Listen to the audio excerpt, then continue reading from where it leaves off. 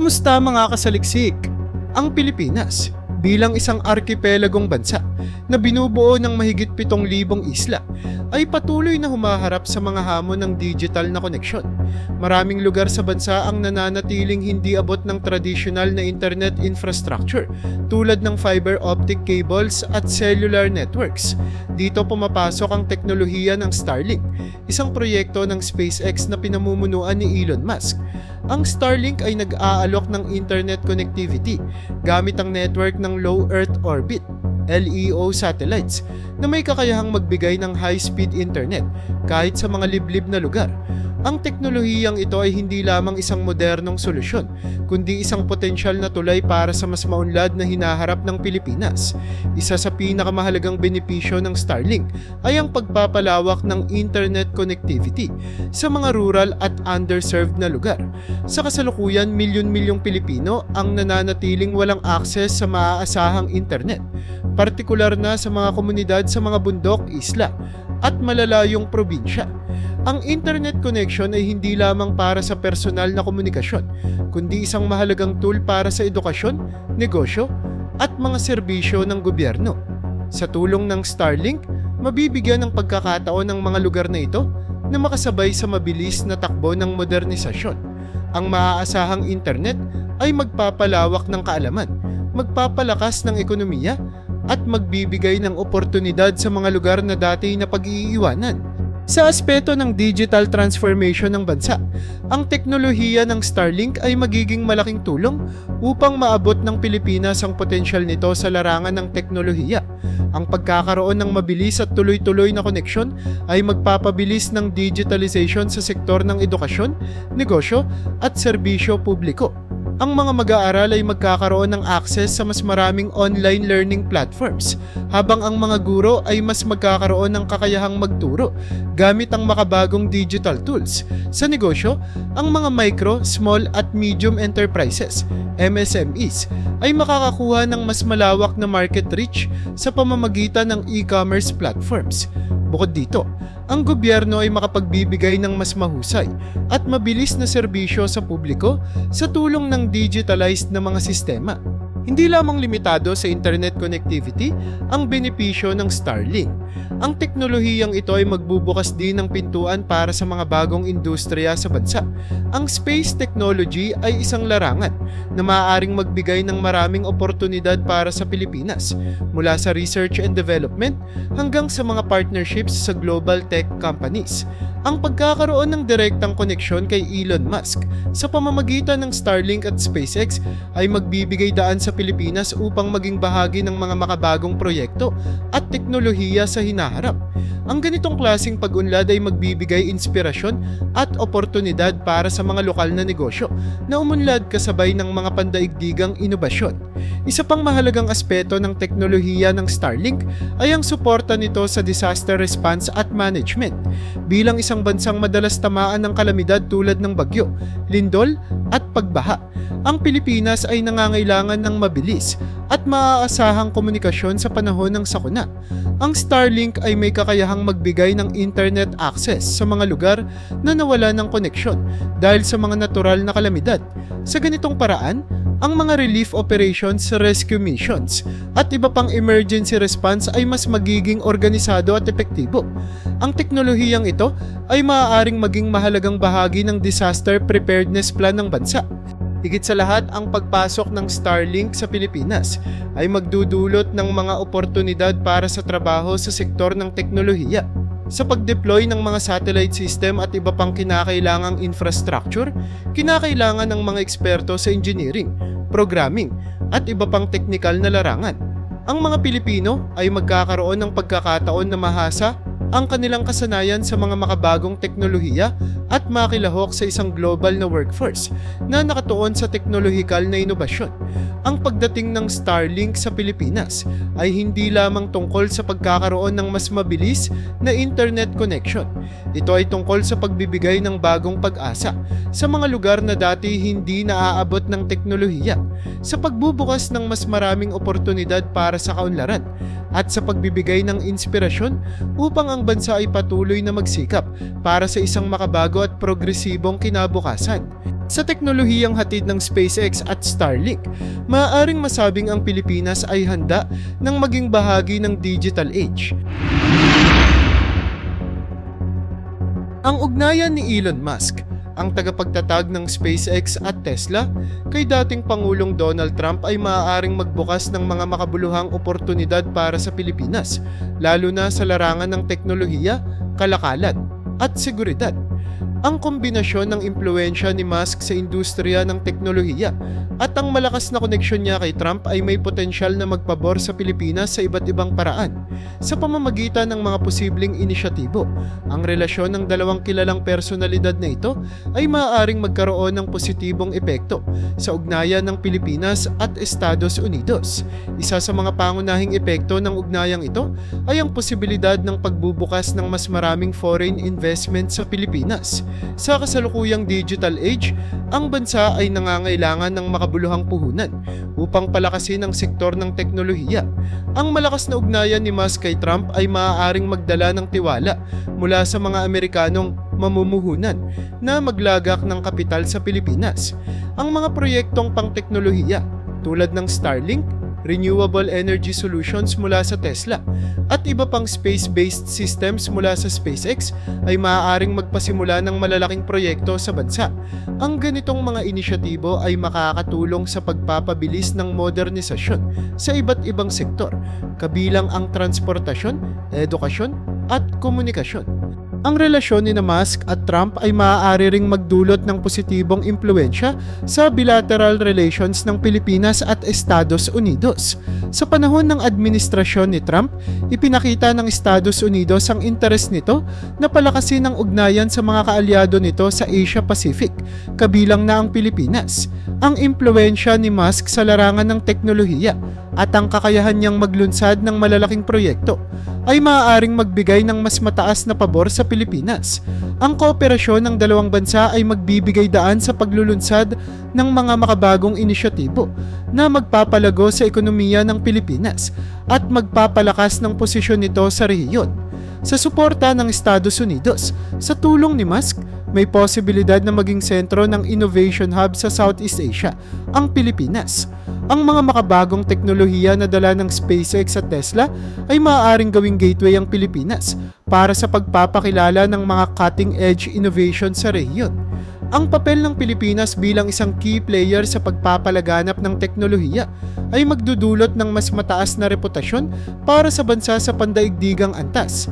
Ang ganitong uri ng suporta ay hindi lamang makakatulong sa pagpapabuti ng mga infrastruktura at serbisyo sa bansa, kundi magbibigay din ng inspirasyon sa mga lokal na negosyante at inventor upang lumikha ng sarili nilang mga solusyon sa teknolohiya.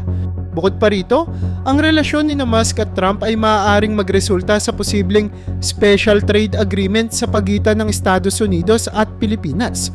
Ang mga kasunduang ito ay maaaring magbigay ng mas paborableng kalakalan para sa mga produktong teknolohikal at serbisyong Pilipino sa pandaigdigang merkado. Ang mga tariff-free trade agreements o special concessions para sa mga produktong Pilipino ay makakatulong sa pagpapalago ng ekonomiya ng bansa. Kasabay nito, ang Pilipinas ay magkakaroon din ng access sa mga advanced technologies mula sa Estados Unidos na maaaring gamitin sa pagpapabuti ng iba't ibang sektor tulad ng agrikultura, manufacturing at transportasyon. Sa larangan ng seguridad, ang teknolohiya ni Elon Musk ay maaaring magbigay ng malaking kontribusyon sa pagpapalakas ng depensa ng Pilipinas. Ang mga space-based defense systems mula sa SpaceX tulad ng mga advanced satellite systems ay maaaring makatulong sa pagbabantay ng teritoryo ng bansa, lalo na sa mga lugar tulad ng West Philippine Sea. Ang pagkakaroon ng ganitong mga teknolohiya ay magbibigay sa Pilipinas ng mas malawak na kapasidad para sa surveillance at intelligence gathering na mahalaga para sa national security. Bukod dito, ang kooperasyon sa pagitan ng Pilipinas at Estados Unidos sa larangan ng depensa ay maaaring palakasin pa sa tulong ng mga teknolohiyang dala ni Musk. Ang ugnayan ni Elon Musk kay Donald Trump pati na rin ang potensyal na paglaganap ng mga proyekto ni Musk sa Pilipinas ay naglalagay ng China sa isang hindi kanais-nais na posisyon. Sa patuloy na paglago ng teknolohiyang dala ng SpaceX, Starlink, at iba pang kumpanya ni Musk, nababago ang dynamics ng kapangyarihan sa rehiyon ng Southeast Asia. Narito ang mga pangunahing dahilan kung bakit ang China ay nasa disadvantage sa ganitong senaryo. Isa sa mga pangunahing salik ay ang pagpapalakas ng impluwensya ng Estados Unidos sa rehiyon, partikular na sa pamamagitan ng teknolohiya at diplomatikong relasyon. Ang koneksyon ni Musk kay Trump at ang posibleng pakikipagtulungan ng US sa Pilipinas sa mga proyektong teknolohikal ay magbubunga ng higit na pagkiling ng Pilipinas sa Estados Unidos. Sa halip na patuloy na umasa sa China para sa mga malalaking proyekto at pondo, maaaring mas pumabor ang Pilipinas sa mga inisyatibo ng US na nagbibigay ng alternatibo sa mga proyektong hatid ng Beijing. Ang impluwensyang ito ay naglalagay sa China sa mas mahina at limitadong posisyon sa rehiyon. Malaki rin ang epekto ng direktang kompetisyon sa teknolohiya. Ang Starlink at SpaceX na mga pangunahing inobasyon mula kay Elon Musk ay tahasang tumatapat sa mga teknolohikal na kumpanya ng China tulad ng Huawei at OneSpace. Ang Starlink, sa partikular, ay nag-aalok ng mas mabilis at maaasahang satellite-based internet service na maaaring humigop ng market share na dating hawak ng mga Chinese tech providers. Ang pagpapasok ng ganitong makabagong teknolohiya sa Pilipinas ay maaaring magdulot ng pagbagsak ng demand para sa mga Chinese solutions na madalas iniuugnay sa mas mababang kalidad at isyong pangseguridad. Bukod sa kompetisyon, ang paglaganap ng teknolohiya ni Musk ay nagdudulot din ng pagbawas sa dependency ng Pilipinas sa Chinese infrastructure projects. Sa mga nakaraang taon, namuhunan ng China sa Pilipinas sa pamamagitan ng mga proyekto tulad ng transportasyon, enerhiya at komunikasyon na bahagi ng Belt and Road Initiative, BRI. Subalit sa alternatibong teknolohiya mula sa US tulad ng renewable energy solutions ng Tesla at satellite-based systems ng SpaceX, posibleng palitan ng mga proyektong suportado ng China. Ang ganitong pagbabago ay maaaring humantong sa pag-iwas ng Pilipinas sa mga utang na kaakibat ng BRI, na madalas napupuna bilang isang uri ng debt trap diplomacy. Ang paghina ng Belt and Road Initiative sa rehiyon ay isang direktang epekto ng potensyal na tulong mula kay Musk. Ang BRI ay pangunahing instrumento ng China upang mapalawak ang impluwensya nito sa mga bansang gaya ng Pilipinas. Subalit, kung ang mga makabagong teknolohiya mula sa SpaceX at Tesla ay maisakatuparan sa Pilipinas, maaaring hindi na maging kasing kaakit-akit ang mga proyektong alok ng China. Sa ganitong paraan, ang strategic plans ng China sa rehiyon ay maaaring maapektuhan ng malaki, lalo na kung ang ibang bansa sa Southeast Asia ay magsisimulang sumunod sa halimbawa ng Pilipinas. Panghuli, ang tulong ni Musk sa pamamagitan ng kanyang mga teknolohiya at koneksyon ay nagdudulot ng pagtaas ng kumpiyansa ng Pilipinas sa US-led alliances na binabawasan ang impluwensya ng China sa politika at ekonomiya ng bansa. Ang Pilipinas, bilang isa sa pinakamalapit na kaalyado ng US sa Asia, ay maaaring higit pang magtiwala sa seguridad at teknolohiyang hatid ng mga proyektong suportado ng Amerika. Ang mas malapit na ugnayan ng Pilipinas sa mga alyansang pinamumunuan ng US ay magpapahina sa kapasidad ng China na gamitin ang impluwensya nito upang idikta ang mga patakaran o makakuha ng kontrol sa mga mahalagang sektor ng bansa. Ang koneksyon ni Elon Musk sa pamamagitan ng kanyang mga kumpanya tulad ng SpaceX, Starlink at Tesla ay nagbibigay ng malaking potensyal na pang-ekonomiyang benepisyo para sa Pilipinas. Ang pagpasok ng mga proyekto ni Musk sa bansa ay hindi lamang magdudulot ng teknolohikal na pag-unlad, kundi magpapalago rin sa iba't ibang aspeto ng ekonomiya. Sa tulong ng makabagong teknolohiya at inobasyon, ang Pilipinas ay maaaring maging isang mahalagang sentro ng kaunlaran sa rehiyon ng Southeast Asia. Isa sa mga pangunahing benepisyo ng koneksyon ni Musk ay ang posibilidad ng pagdami ng foreign direct investments, FDIs, sa bansa. Ang mga proyekto ng SpaceX at Tesla ay kilala sa kanilang pandaigdigang impluwensya at kakayahang magdala ng malalaking pondo mula sa mga internasyonal na mamumuhunan. Ang pagpapasimula ng mga proyekto tulad ng Starlink para sa internet connectivity o Tesla para sa renewable energy ay maghihikayat ng mga dayuhang kumpanya na maglagak ng puhunan sa Pilipinas.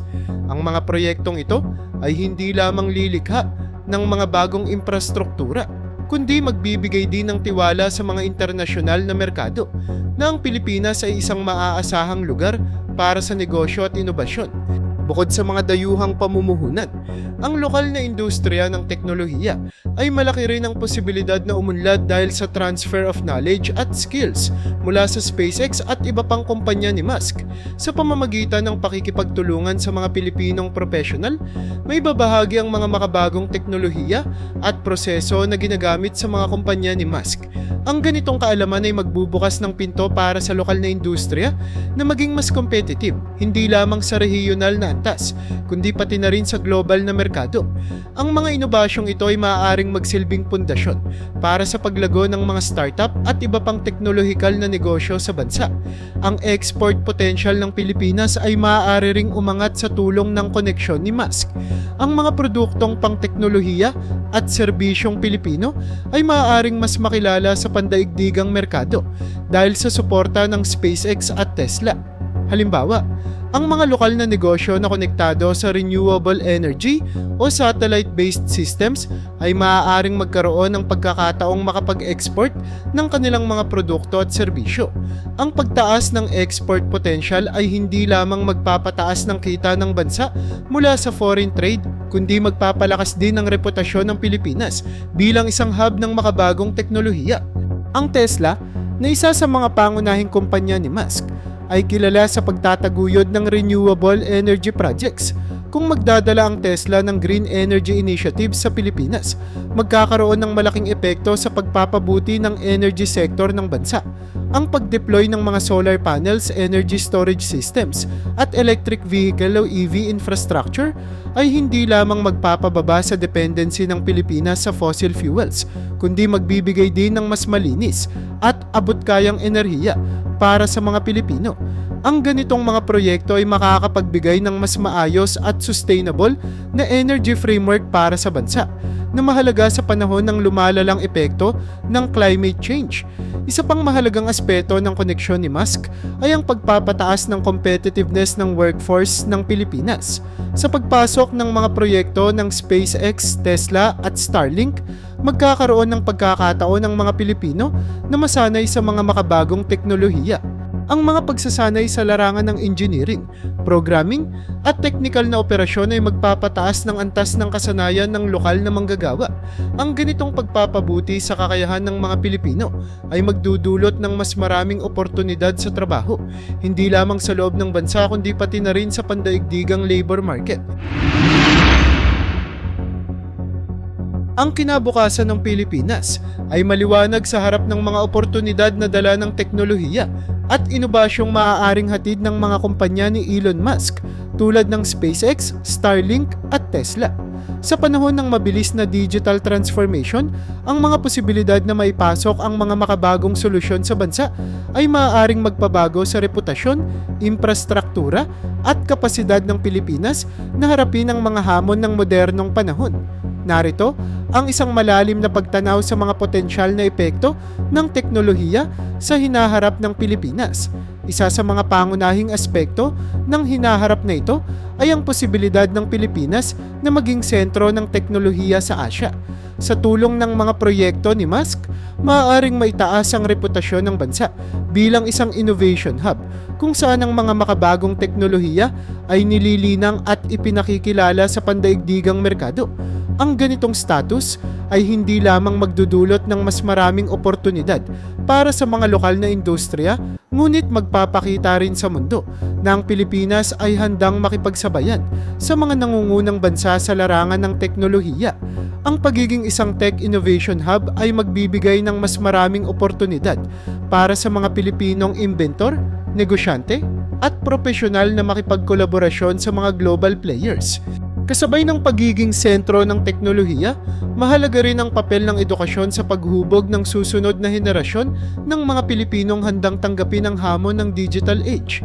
Ang mga kumpanya tulad ng SpaceX at Tesla ay maaaring magbigay ng scholarships at internships na magpapahusay sa kasanayan ng mga mag-aaral sa larangan ng engineering, programming, at renewable energy systems.